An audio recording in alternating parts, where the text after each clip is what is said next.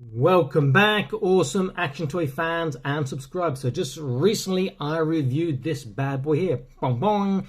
JoyToy Warhammer 40k. This is the Imperial Fists Intercessor. Well, today I am looking at boing, basically a recoloring, it looks like, and this is the Ultramarines Intercessor. So I'll be unboxing him, opening him up, setting him up, and having a look. I believe it's just cosmetic differences, but we will see in a moment. So let's have a quick look inside and see if we can spot anything straight away. I've taken the cellophane off, but not opened yet. Makes sense if it's a recoloring, because it saves on retooling costs. And it does look to be pretty much identical from what I can see. So we have the same sword, we have the same gun, same backpack, same hands, and it looks like the same figure as well. Okay, let me set him up, and then we'll get into this review by having a close look at him and his articulation and see if there are any differences on close inspection. So back in an instant.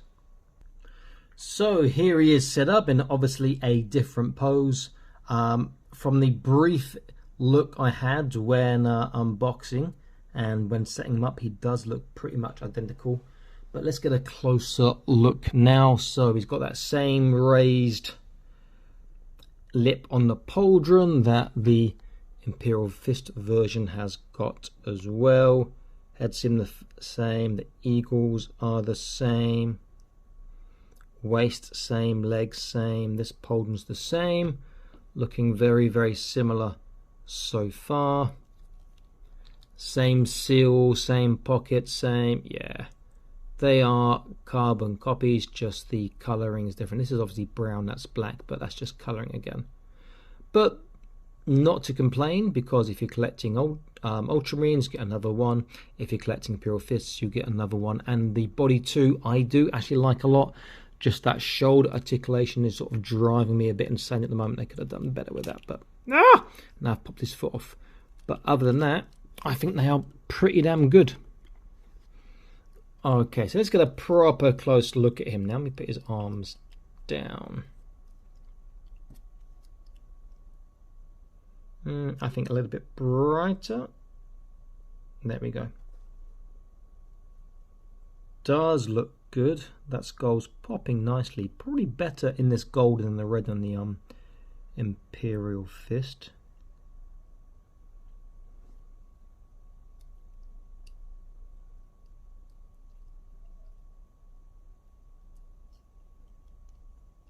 Nice looking figure. Lots of good details. Okay, let me just take these his weapons off, then we can look at his articulation, which will be identical to the Imperial Fist one obviously, but let's look. So starting at the back, or top to bottom, the nozzles do turn on the backpack. His head goes up and down, side to side, and he can turn.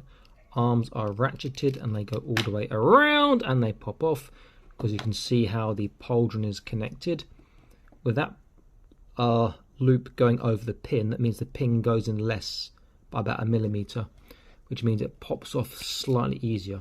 So arms all around. On the lateral raise, you don't get very far. This is my big gripe. See, at the moment it's not going anywhere, this arm, without really about to there. Much more than that and it'll pop off.